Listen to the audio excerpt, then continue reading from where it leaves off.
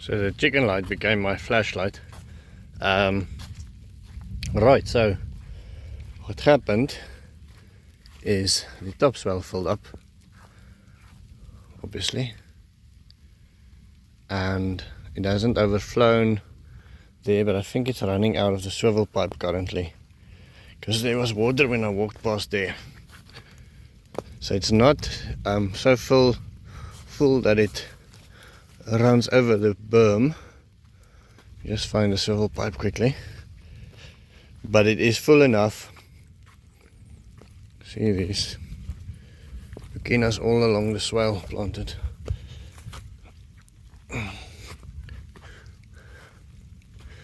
Okay, so let's find the swivel pipe.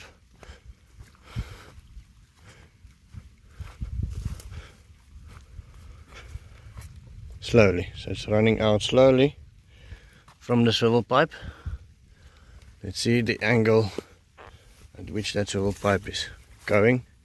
Okay, you can still see there's quite a lot of water running into the swale, and so that might never hit the berm at this speed.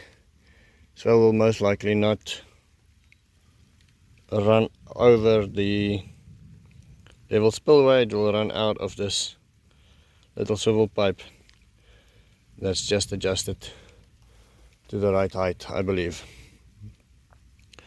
Okay, let's come back in a couple of hours and see what happened. I think that's probably the best. Walking back home, I was thinking to myself, what happened to the river then? So let's have a look quickly, see if there's anything happening down here yet.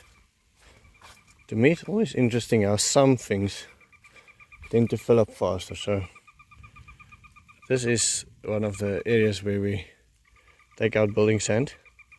Now I can almost guarantee you that there wasn't water running here, that this water came from the stable side, water run off there, so we should build a swale there in the future.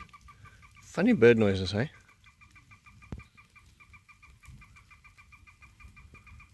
I wonder what sound that is. And then underground water running below the sand, I believe also has an effect on that level of that thing there. Let's see if there's any water here.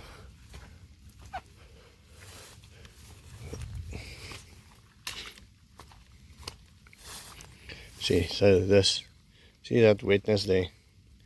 I believe that's water running below the sand. Fills up a space like this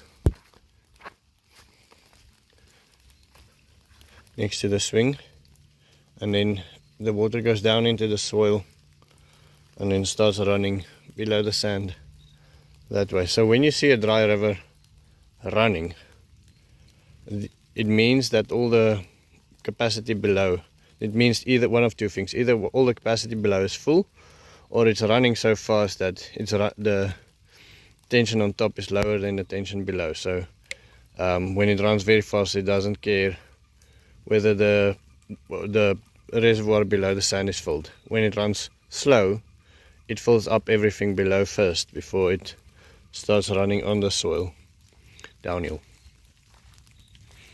Okay, so this is the swale this morning. We're removing all of this tire that the day labourers threw here too close to the swale, packing them in the recycle area. The recycle area is now so overgrown that that's becoming a problem. The water in the swale all sank away. So the nice thing about our soil is the water goes down very, very, very quickly. Even though we've been pumping it full of rain now for the last 2 months, it still seems to not be completely satisfied. It's still growing like crazy. I'm sorry about the sun. Let me turn the camera around a little bit. This is the bottom of the swale. Okay, the dam is completely full. Then the bottom swale didn't get real rain, but this is one of the fertility pits, so that one filled up nicely. And then we can quickly see what the other ones did. This one still needs to get its organic matter. Quickly I want to show you, before I show you that fertility pit, this was an area that we ripped and placed some seeds in. Now this is everything from birdseed to corn to cowpeas, all in a line. You can see how all of that is growing, doing quite well. Okay, yeah, wow. Here you can see where the water was, the top line there, and how much went into the ground here. So there's a ton of water, 1,000 liters of water, I would say, at least. It went into the ground here. So that's fantastic. Right, so this well is now known by the little dips because of the cuts in it. So if these areas ever gets water, and you can see how full they were actually, there you can see how full this swale was. But if it ever stays full or goes fuller than that, then it goes into the ditches or the fertility pits. So you have spaces in this swale that's much wetter than the other ones. This one also lifted up a bit, went down there. I got up at 2 o'clock last night, then the rain stopped. It was about an hour after I published the video. The rain had stopped and everything, you know, there was no water flowing, so there wasn't really much of a video to be made. In any case, here is also one of those washes. You can see how much the water went down there, fell into the wash and went down to the area. So these washes now will become lifeblood for trees. Put trees around them, and that they will then be the areas where the things grow the best, you can almost say. So the pigs broke their little house last night. You can see how wet their stalls has become. They don't complain, they're very happy about it. So every day we cut quite a lot of grass for them as well, now that we have so much, and they eat most of it, and we put all the horse bedding in there for them, and they really do enjoy that. And so one of them was sick 2 days ago, feeling much better now, so we're happy about that. And so unfortunately this is not a spring, it is a pipe that burst. Vat gou jou hand weg, take your hand away. If only this was a spring.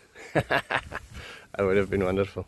Okay, then Rainier sponsored some coffee. Kom laai hier, Immo. Some coffee for buckets to put in plants. So we were considering long time either bags or buckets or half cut drums, and so I made up my mind, and this is now what I feel is the best value for money: bucket versus bag versus big drums.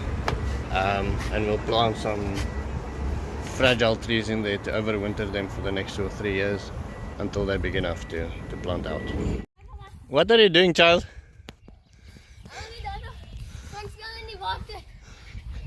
Look at your face. Okay, run. And Bugs? Huh? No, Gay, what are you doing? These kids give me endless amounts of pleasure. So I came home for lunch quickly. It's been raining softly most of the day. I had an amazing shout out from the Weedy garden. Brenda went and worked for them on a community project, or a project that did in a garden there, and gave me a shout out. I was in the shop when I found out, and my whole body had goosebumps, and I felt like crying and laughing and everything at the same time, thinking that a channel like the Weedy garden would have a shout out to us. Yeah, show the guys. I don't think they quite understand how cool. It's nice for them to see themselves, but the real guys weren't there.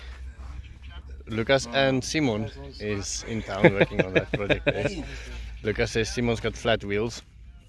And his wheels have got punctures, so Simon is sitting on his bum the whole day, pulling out nails, so he doesn't have to walk around. But still, the guys that were here liked it, and obviously I will understand the absolute star weedy is, and the amazing channel that they have. Understand the weight of being shouted out on a channel like that. Felt like crying. Anyway, Three River Forges constantly talks to me about grass and why I should plant more grass and plant less trees. Who's shouting there? There's a child or something shouting there. Benny shouting there. I want to show you this.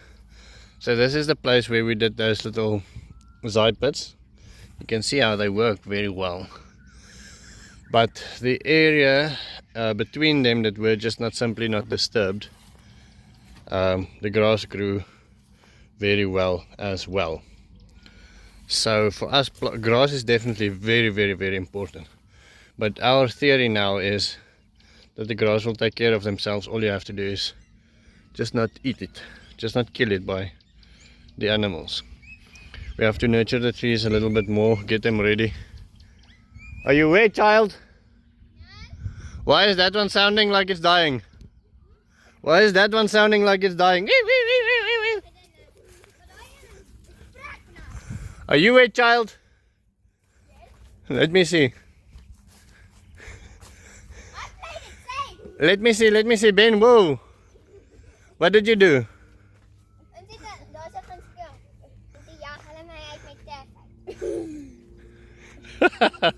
Okay, run. Go get dry. Anyway, okay, so grass. We'll let nature do the planting, I think, and then we'll focus on trees. It's not like we don't respect the importance of grass. It's simply that we believe that we need to focus more on the trees, and nature will look after the grass all by herself. Okay, then I want to show you another project that we're going to start now. We have a diversion swale on top of the land, and it runs basically on contour, but then it did a quick drop into the dam, or into the top wash of the dam, and that caused a crazy amount of erosion. First I thought, you know what, it's eroding the swale on contour, I'm just going to leave it. Then it started bothering me. Yeah, you can see it looks okay, looks as if nothing's going out happening. Top wash is coming in there, but then here it drops and it causes crazy erosion into the dam. So Beshy suggested that we just put a pipe from here down there and then dam it, so that the water basically runs into a dam, runs into a dam here, and then runs down the pipe into the creek. I think that is a short-term solution that we'll definitely look at. But what I was thinking is, and what he also suggested, is put a wall across this swale here. We can still put a swivel pipe in here so we can let it down. Cannot believe how overgrown this land has become. Anyway, put a wall across the wash, and then come out with a little swale on this side, and continue the swale parallel to the old swale, go through the recycle yard, and then drop it at certain spaces more level, so it doesn't erode as much. I think that might be a good idea. Let me show you quickly what I hear the kids on the right here. Let me show you what is happening there. Are you enjoying it? Wife is bringing her coffee. Quickly going to pause. I'll continue with the video now. So over here we're repairing the pigsty, and then we'll probably have to give them a place to sleep dry tonight. Then the roof normally keeps a part dry. Now that it collapsed, nothing is dry.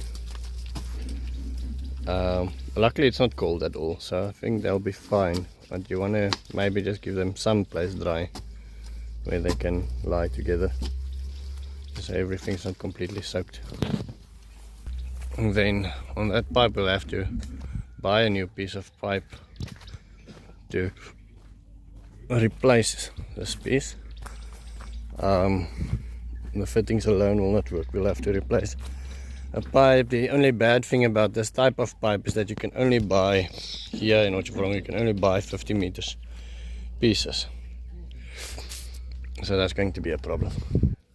And then I can hear Emmanuel is working on that side, so let's walk to Emmanuel quickly and just want to show you quickly what he's doing. He said he's basically finished. I told him to just hold up so we can quickly get it on video. So I asked him to make some holes in those buckets so we can plant them. And the fire first died, so he had to get the fire up and running. So this is their lunch area. Emmanuel, okay, I told him you're almost finished, but show me one hole quickly. So you eat it up and then you just push it through like that. Maybe make one more fast on the other side. There. Yeah. Okay. Next time we can make them a little bit lower. Okay. I just quickly want to show the camera quickly what we're doing. Okay. So what we're doing with these buckets is we're making the holes close to the bottom. Now I do that with the Coke bottles as well when we plant the small Leucaena trees. The reason is I don't want the roots to go out the bottom at all. So I make it there, and then there might be a little bit of moisture trap below. I don't think anything that's going to cause any problems, but there's always drainage a little bit higher up. And next time I'll probably just lift them up, lower them a little bit more, so they are just a little bit closer to the bottom. Now the roots won't be able to grow out here. If you make them at the bottom and they touch the soil, then they will grow out of the bottom and go into the soil, and then you might have problems. Right, so we have 10 of these now. We'll plant all the fragile trees in them for now, and we'll add, over the next couple of days, we'll probably add some more buckets. We'll add things like mangoes, avocado, papaya, things like that. No, Wonderboom I don't think we'll have to add there. Just the things that's going to get cold. Things that die easily in the cold, so we'll add them there. And it's easy. Just heat a little piece of steel, push it through the plastic, and Bob's your uncle. So while I give you time to subscribe, I quickly want to give you feedback on Lucas's house. Now Lucas, this house is a project that we wanted to start in the township. We dug the swales. He phoned me, or SMS'd me yesterday, saying his swales actually washed away. They became so full that they basically washed away. So he had a flash flood on his house yesterday, which would have been great news because it means there's a lot of water there. However, just a couple of days ago I received the news that Lucas will lose his house. Now Lucas went through a lot lately, so I didn't want to share the news with him, or I didn't want to share the news with you before I shared it with him, and I didn't want to share it with him because he had some issues with his daughter and family and things like that. So I told him yesterday morning. The news didn't fit into yesterday's video, so I didn't tell you guys yesterday. Lucas will lose his house officially, and the reason for that is simple. Somebody in the past built that house illegally, or that's what they claim. The strange thing is there's an ERF number, there's an electrical connection, and on the system there's somebody that said the house belongs to them. So there's paperwork behind the house, even though now the government claims that the house is there illegally. Sorry, let me try and walk away from the kids that make so much noise. They are playing in the puddles that's full of clay. They slip, run and slip on them. which is a nice way to break your neck, I think, but they enjoy it. Anyway, so what will happen next, what our plan is next for Lucas, is we will do the following. What will happen is we will go to the municipality. I received a letter from him, or a letter from them. He has to sign it, and then we will be able to apply for new land for him. The new land will be blank, but I spoke to the municipality, and even though it is not the custom, they will try to allow me to select a piece of land that we give to him. That piece of land then will be on his name. He will not have a title deed, but it will be on his name until one day when they start issuing title deeds for those pieces of land. I will try to aim for land that has got a runoff, some sort of catchment area, and I will try for land that is close to a water point, so he doesn't have to carry water for a long distance. So those are the two criteria. It seems like if I walk that way, then the children run that way, and if I walk this way, the children run this way. So the children's noises are going to be in the back no matter what. And so that's basically the news on Lucas. I will keep you updated. I want to show you the dam quickly. And then, so I can't accept any money for Lucas now at the moment because I don't know what to do with it. Please don't send any money that I need to use for Lucas. If you have a specific need, I mean, if you want to send money in general, I'll never say no. I'll definitely know what to do with that. But if it is for Lucas's house specifically, I won't be able to do anything for that for the time being. So please understand that. And then that will be the end of my story. We are blessed beyond our means, seriously, because of you guys. And because of your blessings, I am able to bless other people, and I'm very, very grateful for that. So thank you very much. Have a wonderful day, and I will see you tomorrow.